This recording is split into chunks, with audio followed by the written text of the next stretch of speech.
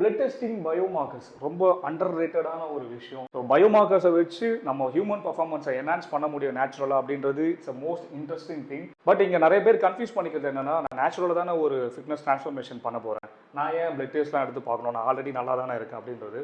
But let me give you some smart example. But video கொஞ்சம் 4 to 5 minutes போகும், மன்னிச்சுக்கோங்க. So let's say இப்போ ஒரு பர்சன் வந்து 80 kgsல இருக்காரு, அவரோட மசில் மாஸ் ஆல்ரெடி நல்லா இருக்கு, ஸோ குட்.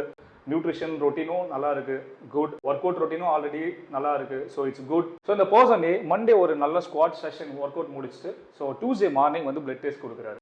ஸோ நான் இங்கே ஜென்ரலாக எல்லாருக்குமே புரியணுன்றதுக்காக ஒரு 3 பயோமார்க்கர்ஸை மட்டும் வச்சு இதை எக்ஸாம்பிளாக எக்ஸ்பிளைன் பண்ணுறேன்.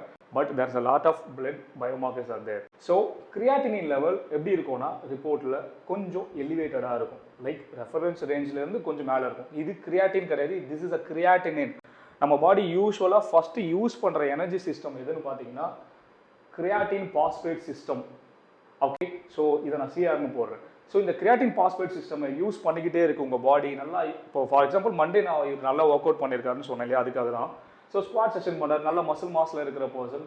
ஸோ மசில் வந்து ஈஸியாக நம்ம கிரியாட்டின் பாஸ்பேட் சிஸ்டம்னா ரொம்ப இன்ஸ்டண்ட்டாக யூஸ் பண்ணிக்கிட்டே இருக்கும்.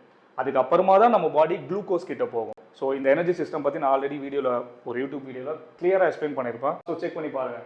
ஸோ இந்த கிரியாட்டினை யூஸ் பண்ணுறப்ப இது யூஸ் பண்ணி முடிச்சதுக்கு அப்புறமா வேஸ்ட் ப்ராடக்டாக கிரியாட்டினின் அப்படின்றத வந்து வெளியே தள்ளும். So this is a waste product. So already இது நிறைய யூஸ் பண்ணியிருக்காரு அப்படின்றதுனால ஸோ கிரியாட்டின் லெவல் பார்த்தீங்கன்னா கொஞ்சம் ரெஃபரன்ஸ் ரேஞ்ச் வந்து மேலே இருக்கும். And total protein LFT liver function டெஸ்ட்டில் பார்த்தீங்கன்னா இந்த டோட்டல் ப்ரோட்டீன் பார்க்கலாம், இதுவும் ரெஃபரன்ஸ் ரேஞ்சில் இருக்குன்னு வச்சுக்கலாம். So it means normal. Blood urea nitrogen நம்ம பாடியில் இருக்க நைட்ரோஜன் பேலன்ஸை சொல்கிறது. ஸோ அமினோ ஆசிட் எந்த அளவுக்கு யூஸ் பண்ணியிருக்கீங்க, எந்த அளவுக்கு வெளியே போயிருக்கு அப்படின்றத பேலன்ஸ் பண்ணி சொல்கிறது. இதுவும் ரெஃபரன்ஸ் ரேஞ்சில் இருக்குது. ஸோ இட் மீன்ஸ் நல்லா இருக்காரு. ஸோ இவர் ஆல்ரெடி நல்ல மசில் மாஸில் இருக்கிற ஒரு பர்சன். ஸோ இப்போ இன்னும் கொஞ்சம் மசில் க்ரோத் பண்ணணும். இப்போ இந்த பயோமார்க்கர்ஸை வச்சு நம்ம என்ன பிளான் பண்ணலாம்?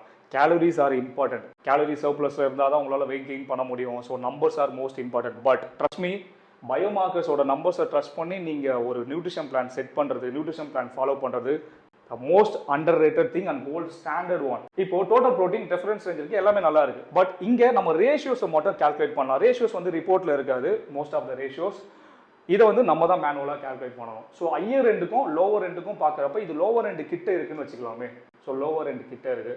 அண்ட் பிளட் யூரியா நைட்ரோஜனும் லோவர் எண்ட் கிட்ட இருக்கு. இட் மீன்ஸ் அவர் ஆல்ரெடி நியூட்ரிஷன் நல்லா தான் இருக்கு, but still complete source of protein இன்னும் கொஞ்சம் இம்ப்ரூவ் பண்ணலாம். அது எசென்ஷியல் அமினோ ஆசிடாக இருக்கலாம், EAA இருக்கலாம், இல்லைனா ஆல்ரெடி சிக்கன், எக் இந்த மாதிரி மீட் ப்ரோட்டீனை வந்து கொஞ்சம் இம்ப்ரூவ் பண்ணிக்கலாம். ஸோ ஜென்ரலாக ப்ரோட்டீன் கிரியாட்டின் இது எல்லாருக்குமே தெரியும் அப்படின்றதுனால பேசிக்காக இருக்கணுன்றதுக்காக நான் வெறும் இந்த 3 மார்க்கர்ஸை மட்டும் வச்சு ஒரு எக்ஸாம்பிள் சொல்லியிருக்கேன். அப்படியே இப்போ இந்த பர்சன் பி கிட்ட போயிடலாம். சேம் அதே போல் 80 kgsல இருக்காரு, பட் இவரோட மசில் மாஸ் வந்து ரொம்ப கம்மியாக இருக்கு, விச் இஸ் லோ. பார்க்க கொஞ்சம் ஃபேட்டாக தான் இருக்காரு, ஒபீஸ் பர்சன். ஸோ நியூட்ரிஷன் ஆனால் ஸ்டார்ட் பண்ணியிருக்காரு, ஒர்க் அவுட் ரொட்டீன்லையும் இருக்காரு. ஸோ அதுவும் குட். ஸோ டிரான்ஸ்ஃபர்மேஷனுக்காக நியூட்ரிஷனில் இருக்காரு, தென் ஒர்க் அவுட் ரொட்டீனும் ஆல்ரெடி ஃபாலோ பண்ணிட்டு இருக்காரு. It's all good. அதே போல் மண்டே ஒரு நல்ல ஸ்குவாட் செஷன் முடிச்சுட்டு தென் டியூஸ்டே பிளட் ஒர்க் பண்ணுறாருன்னு வச்சுக்கோங்களாமே.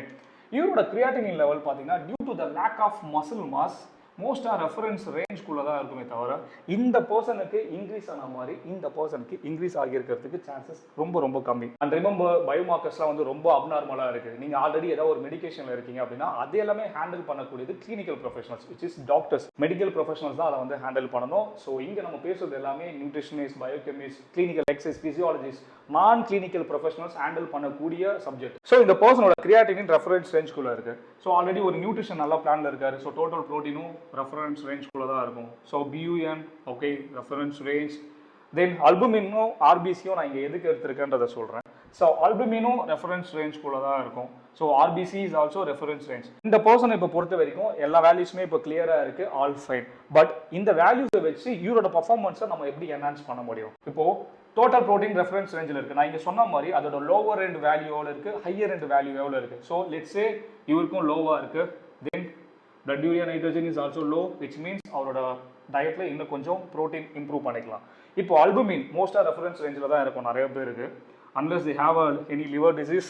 4.0 அது போல் ஒரு லோவர் எண்டு கிட்டே இருக்குன்னு வச்சுக்கலாம்.